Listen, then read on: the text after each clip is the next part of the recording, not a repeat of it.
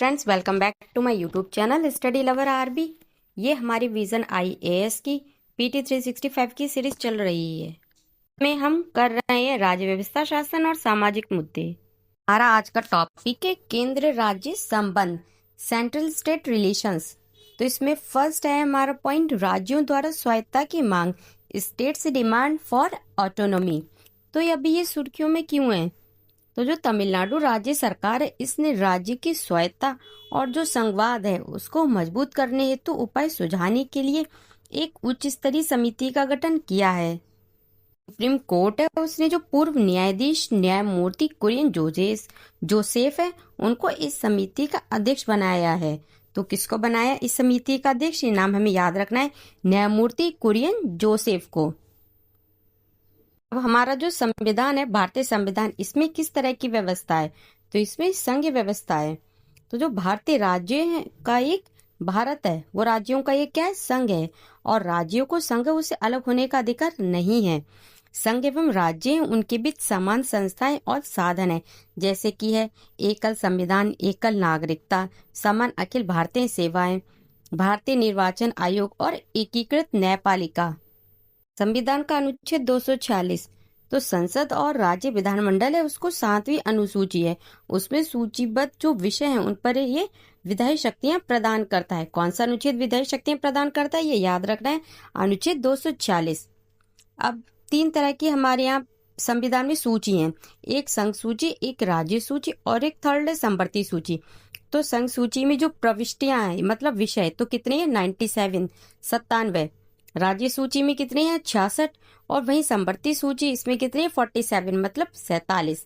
जो 7वीं अनुसूची है, इसकी सूचियों को प्रभावित करने वाला कोई भी संवैधानिक संशोधन कम से कम आधे राज्य विधानमंडलों द्वारा अनुमोदित किया जाना अनिवार्य है।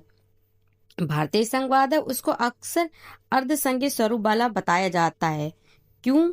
इस तरह की व्यवस्था में संविधान है, उसमें एक मजबूत केंद्र की वकालत की जाती है और उसे राज्य की तुलना उसमें अधिक शक्तियां प्राप्त हैं। यहाँ पर दे रखे हैं कुछ संघवाद से संबंधित संवैधानिक प्रावधान। तो सबसे पहले है हमारा अनुच्छेद 248। इसमें क्या दे रखा है कि जो अपशिष्ट शक्तियां हैं वो कहाँ हैं? वो संसद के पास होती हैं। अनुच्छेद 249, इसमें क्या है? जो राष्ट्रीय हित है उसके लिए राज्य सूची के जो विषय हैं उन पर कानून बनाने की किसकी शक्ति है? तो वो शक्ति है संसद की। अनुच्छेद 250, तो इसमें क्या है? जो केंद्र आपात स्थिति है उसके दौरान राज्य सूची के जो विषय उन पर कानून बना सकता है। ये पॉइंट हमें याद रखना है कि जो आपात की स्थिति है उसमें जो राज्य सूची के विषय पर कौन कानून बना सकता है? तो केंद्र बना सकता है। और ये कौन से आर्टिकल में दे रखा है? 250 में। अनुच्छेद 252, तो राज्यों की सहमति से संसद है उसके लिए कानून बना सकती है। अनुच्छेद 253, इसके तहत अंतर्राष्ट्रीय संधियों के क्रियान्वयन हेतु संसद की शक्ति वो राज्य शक्तियों से ऊपर है। अनुच्छेद 254, इसके अंतर्गत संघ और राज्य कानून है, उनमें संघर्ष की अगर स्थिति होती है तो संघ का कानून है वो लागू होता है। केंद्र राज्य संबंध पहल, तो सबसे पहले है अंतर्राज्यीय परिषद। अंतर्राज्यीय परिषद केंद्र और राज्य उनके समन्वय को सुगम बनाने के लिए अनुच्छेद 263 है, इसके तहत गठित एक कैसा निकाय है? एक सांविधानिक निकाय है। क्षेत्रीय परिषद है, ये राज्य पुनर्गठन अधिनियम 1956 है, उसके तहत स्थापित कैसा निकाय है? तो ये सांविधिक या वैधानिक निकाय है।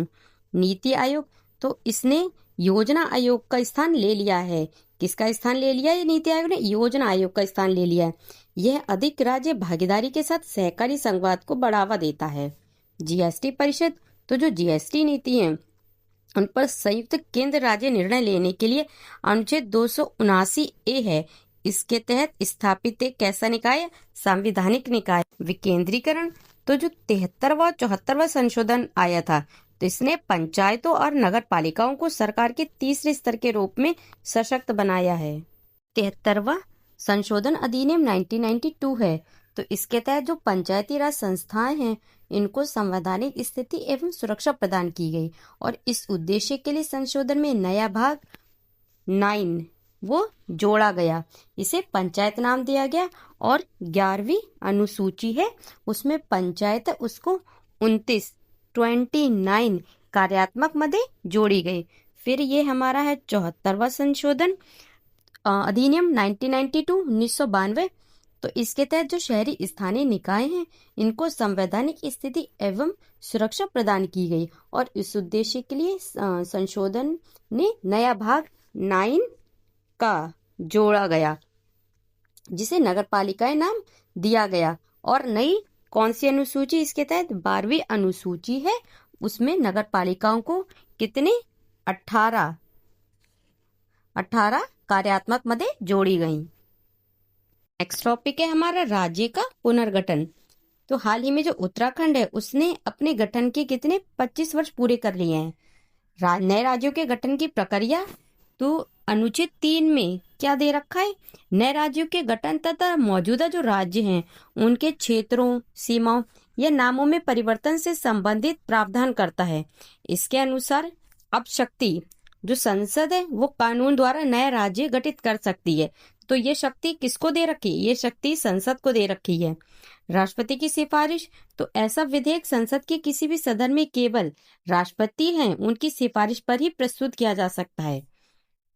राज्य विधानमंडलों में परामर्श, तो जो विधेयक है इसकी सिफारिश करने से पहले राष्ट्रपति है वो उसे संबंधित राज्य की जो विधानमंडल है उसको भेजेंगे ताकि वे निर्धारित समय के भीतर अपना मत व्यक्त कर सके। संसद साधारण कानून अर्थात जो साधारण बहुमत उसके माध्यम से नए राज्य बना सकती है। तो ये पॉइंट हमें याद रखना है कि संसद किसके माध्यम से राज्य बना सकती है, कैसा बहुमत चाहिए उसको, तो उसको चाहिए साधारण बहुमत। राज्य पुनर्गठन से संबंधित न्यायिक निर्णय कौन कौन से तो वो देख लेते हैं। तो सबसे पहले हमारा बेरूबाड़ी यूनियन मामला 1960।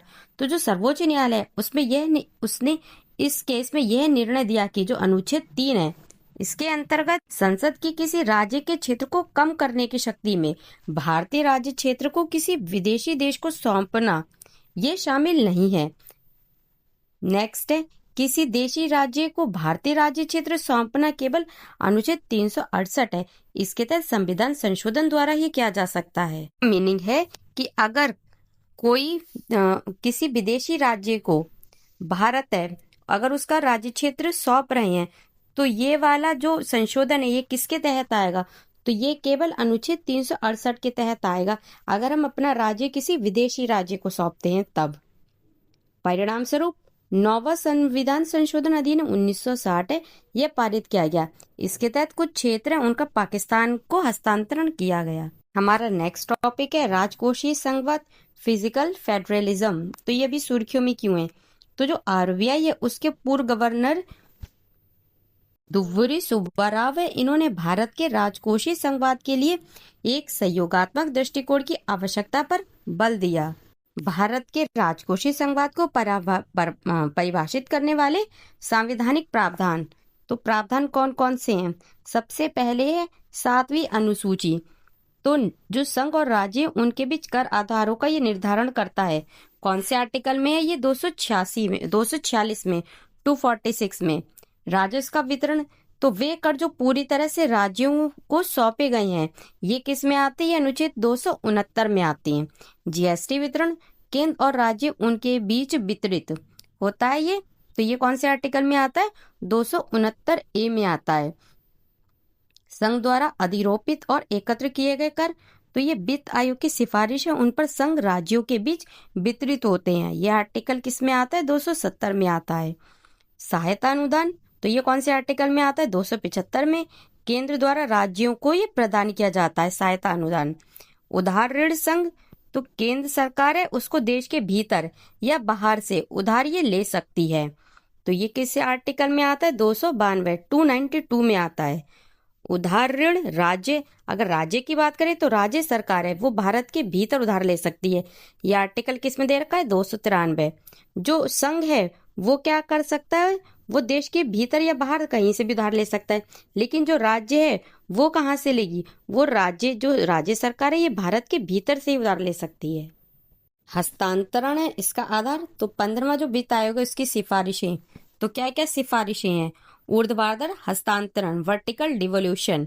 15वां जो वित्त आयोग है इसकी सिफारिशों के आधार पर विभाज्य पूल से राज्यों की हिस्सेदारी वर्तमान में कितनी है, 40%, 41% है। 36 हस्तांतरण हॉरिजॉन्टल डिवोल्यूशन, तो ये विभिन्न मानदंडों के आधार पर राज्यों को आवंटित हिस्से से राज्यों के बीच वितरण को संदर्भित करता है। 15वें वित्त आयोग है, इसके अनुसार निर्धारित जो मानदंड है और उनका भार है वो इस प्रकार है। आय अंतर, इनकम डिस्टेंस 45%, क्षेत्रफल 15%, जनसंख्या है कितनी 2011 के अकॉर्डिंग, इसमें कितना है 15%, जनसांख्यिकी प्रदर्शन ये कितना है 12.5, वन और पारिस्थितिकी ये कितना है 10%, तथा कर व राजकोषीय प्रयास ये कितना है 2.5%। शिक्षा, शैक्षिक परिणामों में सुधार के लिए राज्यों को प्रोत्साहित करने हेतु 2022-23 से 2025-26 है, इसके बीच 4,800 करोड़ प्रतिवर्ष 1,200 करोड़ रुपए उसके अनुदान की सिफारिश की गई है। कृषि, तो जो कृषि सुधार है उनको लागू करने के लिए सभी राज्यों में 45,000 करोड़ को प्रदर्शन आधारित प्रोत्साहन के रूप में रखने की सिफारिश की गई है। कुल 2021-26 है, इसकी अवधि के दौरान राज्यों को कुल हस्तांतरण जो है विभाज्य कोष डिविजिबल पूल है उसका लगभग 50.9% रहने का अनुमान है, 50.9%। अब वित्त आयोग के बारे में देख लेते हैं। तो वित्त आयोग है ये कैसा निकाय है, तो ये एक संवैधानिक निकाय है। इसका जो गठन की बात करें तो ये अनुच्छेद 280 है, इसके तहत राष्ट्रपति द्वारा प्रत्येक 5 वर्ष में किया जाता है। कार्य, यह केंद्र और राज्य उसके बीच जो कर है उनके बंटवारे के संबंध में सिफारिशें करता है। यह बंटवारा विभाज्य पूल से किया जाता है जिसमें अधिभार और जो उपकर है उसको छोड़कर सभी केंद्रीय कर शामिल होते हैं। संघ और राज्य उसकी वित्तीय स्थिति की समीक्षा करता है। राज्य के राजस्व के स्रोत कौन कौन से हैं, तो एक तो कर राजस्व है, एक है गैर कर राजस्व और एक है हमारा संघ सरकार से अनुदान। तो कर राजस्व है ये क्या होता है, एक तो होता है राज्य का अपना कर राजस्व होता है और एक होता है केंद्र से कर हस्तांतरण। तो जो राज्य का अपना कर राजस्व होता है ये किस पे होता है, एक तो आय पर कर होता है और एक संपत्ति और पूंजीगत लेन देन है उस पर कर होता है। और जो केंद्र से कर हस्तांतरण है वो क्या होता है, ये वस्तुओं और सेवाओं पर कर होता है। फिर जो सेकंड है हमारा गैर कर राजस्व, ये क्या क्या है, सार्वजनिक क्षेत्र के जो उद्यम है पीएसईएस है ये इनसे लाभांश और लाभ इनको मिलता है।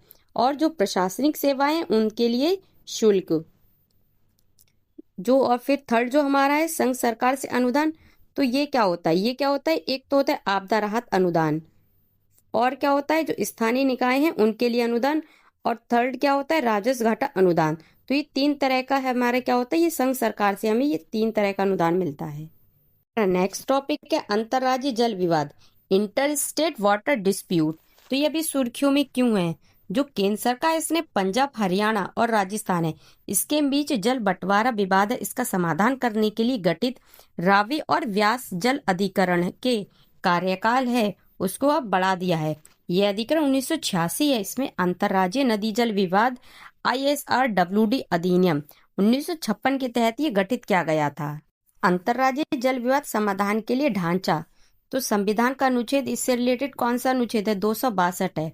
अब ये किसके पास शक्ति है इसका समाधान करने की, तो शक्ति किसके पास है, वो संसद के पास है। इसके लिए क्या है अंतर्राज्यीय जल विवाद ISWD है उसका न्याय निर्णय है। के न्याय के लिए क्या है, एक नदी बोर्ड अधिनियम 1956 है, इसके तहत क्या होता है नदी बोर्ड है उनकी स्थापना की जाती है और राज्य सरकार है उनके साथ परामर्श किया जाता है।